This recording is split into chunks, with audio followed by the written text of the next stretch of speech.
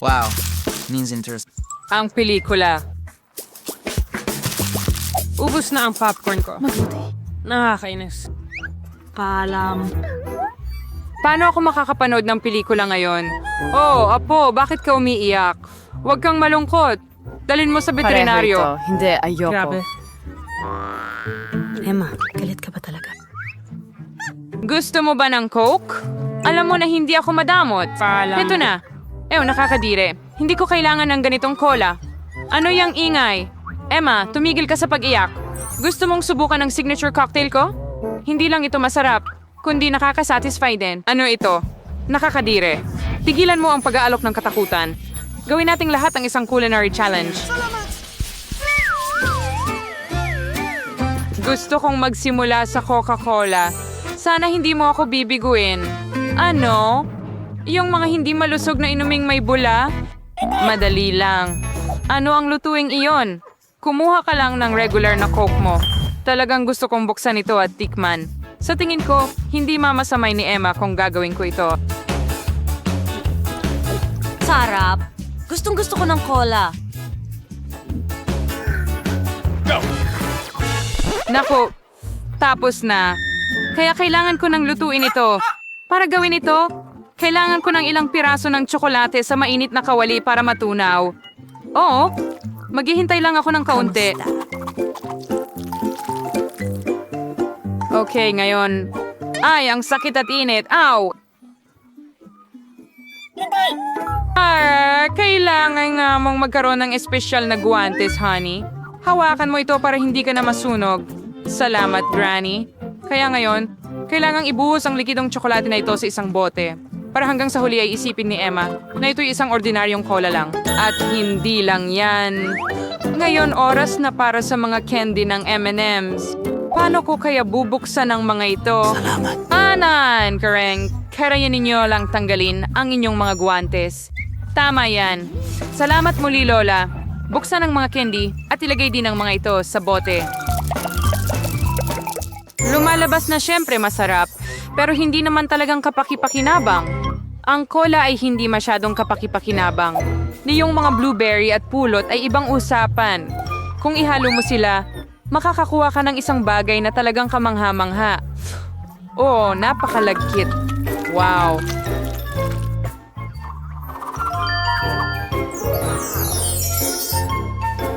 And your Karen Buwan and Halen tawid ng terrain ng maze.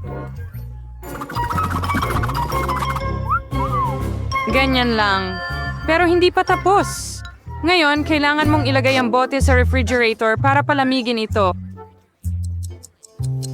Well, para hindi masayang ang oras, magpapatuloy na lang akong mag-knit. Sure ay freak kalokohan. Ang masarap na inumin ay dapat gawin gamit ang ganap na ibang mga sangkap. Kailangan mong magsimula sa pink na Nutella. Alam kong gustong-gusto ito ng lahat. Gagawa ako ng mahusay na nakakain na bote mula rito.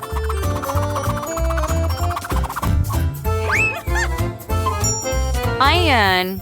Warno sa Burgera ng Kurinauring Kaliman, whipped cream, strawberries, at ilang sponge cake. Ngayon ang bartraban na launday ko din ang kaigarang ito. Tada, enjoy your meal. Masyadong mahirap. Mayroon din akong chocolate cola, ngunit mas madali itong gawin. Sandali, nasaan si Lola? Habang naghihintay ako, nagawa kong maknita ang buong chic na sweater. May nakahanda na akong cola doon. Panahon na para pumunta sa apo ko para subukan ito. Medyo tumanda na ako. Nakalimutan ko ang label. Pero ayusin ko ito agad.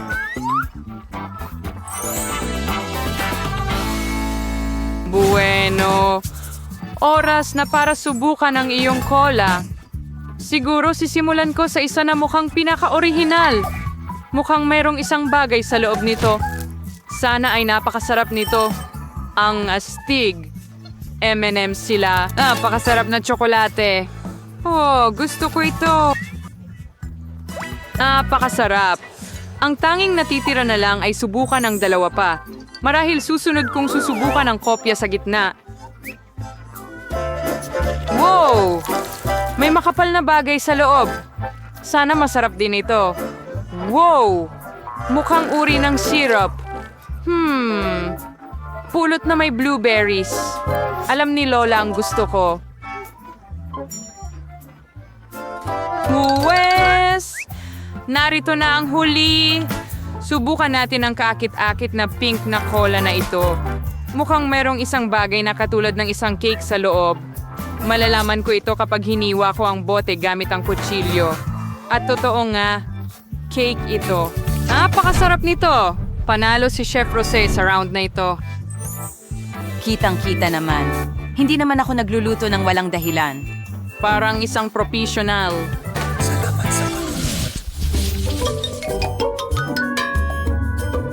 Sa pagkakataong ito, kailangan mong Napakagaling. gumawa sa kanya. Ever? Madali lang yon. Alright, prorito. Burger, nakakasmayo mo ito. Kinder paring rating C.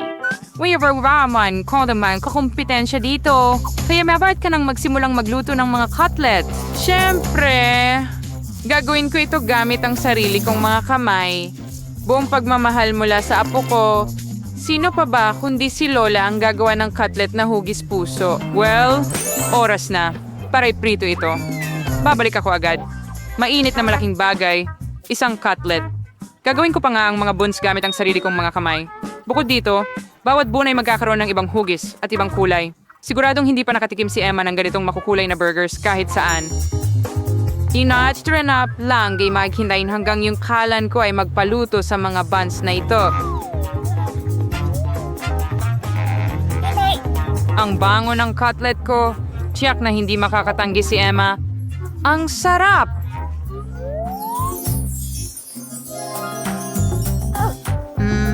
Ang bango. Sandali, ano? Kailangan mo na bang magluto? Andana? Nako, wala akong oras. Kailangan nating umorder ng totoong burger mula sa McDonald's, pero siguradong gustong-gusto ito ni Emma. Maganda na ang pagkain ay dinadala mula doon ng mabilis. At gagawa ako ng sarili kong burger gamit ang lahat ng mga sangkap na ito. Kung ibebenta ko to, tawagin na lang natin itong burger ni Susie. Sa tingin ko talagang matutuwa si Emma. Paano ka ma-excite sa mga pagkain ng fast food na ito? So yung Juan, ang favorite sequence ni Emma present to some. Ginawa mo ito nung may kaluluwa at napaka-original. At maganda. Tingnan mo lang yan. May gills ka na procedure yung burgers. Ang mahalaga dito ay masarap. At sa pangkalahatan, wala ngang sapat na puso mula sa lola na may pagmamahal. Kilala ko ang aking apo. Kaya gagawa siya ng tamang burger nang wala ako. Saan magsisimula? 1, 2, 3, 4, 5. Alin kaya ang kakainin ko? Ito na lang. Magsisimula ako sa mga makukulay na burger na ito. Sana hindi lang sila maganda, kundi masarap din. Hindi masama. Pero nakatikim na ako ng mas magagandang burger dati. Lumipat tayo sa gitnang option. Anong klaseng tambak ito? Kailangan ko bang mag-assemble ng burger ko? Hindi, Lola. Dapat ikaw ang gumawa nito. Narito ang huling option na talaga namang gusto ko. Sana hindi lang ito malaki, kundi masarap din.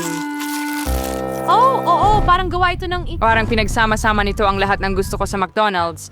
Ito na ang pinakamasarap na burger sa round na ito. Susie, congratulations. Sa'yo ang tagumpay. Oh, sinabi ko sa'yo na si Emma ay laging Lubos gising. na natutuwa sa McDonald's. Hi, genau, Ang Princess bilog? Paul.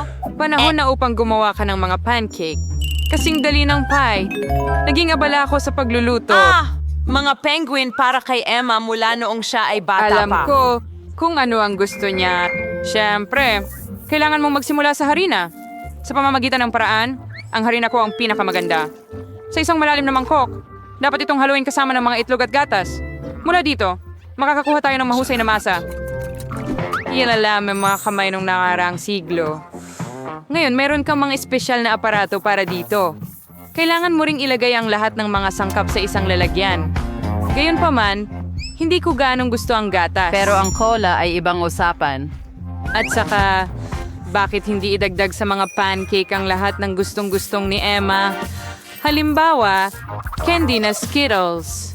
Huwag nating kalimutan ang Dorito chips.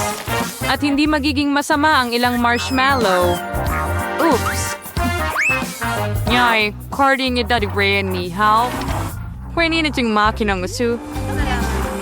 Sigurado akong magiging napaka-disgusting nito. Narito, mayroon akong napakagandang timpla ng pancake. Napakasarap na nito.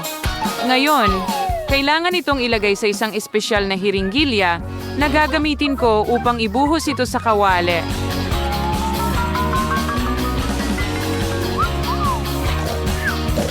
Mukhang na-board si Lola. Hoy, kasama ka ba namin? Talaga. Nalilito ako tungkol sa isang bagay. Sige, oras na para simulan ang pagprito nito. Mahilig si Emma sa mga oso, kaya bakit hindi natin gawing cute na kalabasa sa anyo ng kanilang mga kamay para sa kanya? Wow, hindi ko alam na posible ito, pero bakit kailangang mag-abala ng sobra? Ilay ang lahat sa kawali. Hinay ng kaunti at saka natin ito baliktarin. Susi, kahit mga aso ay hindi kakain ito. Hinarnsumay for kang Piyuzapkung. Star magiging espesyal na masarap at pinaghalo ko sila sa sariwang strawberries at matamis na saging. At magiging napaka-combi ng pagkain ng lahat dahil ilalagay ko ito sa mga barbecue stick. At hindi dapat kalimutan ang tsokolating syrup. Gagawin nitong mas masarap pa ang lahat. Well, interesante ito, syempre. Pero pipiliin pa rin ni Emma ang mga oso. Lalo na kung lalagyan ko sila ng whipped cream. At sa blueberries, gagawin kong maliit na mga ilong. Hey, kabay ba? Ang sarap. At gamit ang tsokolate na ito, gagawa ako ng perpektong yelo. Handa na ang lahat? Kamusta ito? Bakit nakadikit ang pancake ko? Emma, subukan mo. Ganito. Tama ba? Ano ito? Bon appetit. Wow, ang ganda. Maliban sa ikatlong pancake, ano ang tungkol dito? Parang nakakain na ito ng ilang beses dati. Nakakadiri. Hindi ko kakainin ang pancake na ito. Mabaho. At saka... Ew. Gusto nitong... Patayin mo ako! Hindi. Hindi yan maganda. Panahon na para subukan ang maliliit na pancake gamit ang score. Ang sarap. Gusto ko ito. Pero ngayon, oras na para sa mga cute na bear na ito. Tingnan mo kung gaano sila ka-cute. Masarap din sila! Lola, ikaw talaga ang gumagawa ng pinakamagandang pancake. Ikaw. Binabati kita sa iyong pagkapanalo. Si may score yung na masari ako ang apo kong babae kaysa sa sino man. Mag-subscribe sa Multi-Do Challenge at isulat sa mga komento kung ano ang putahe Gusto ngayon. mong subukan ang pinakamanatili kasama namin. Lagi itong masaya.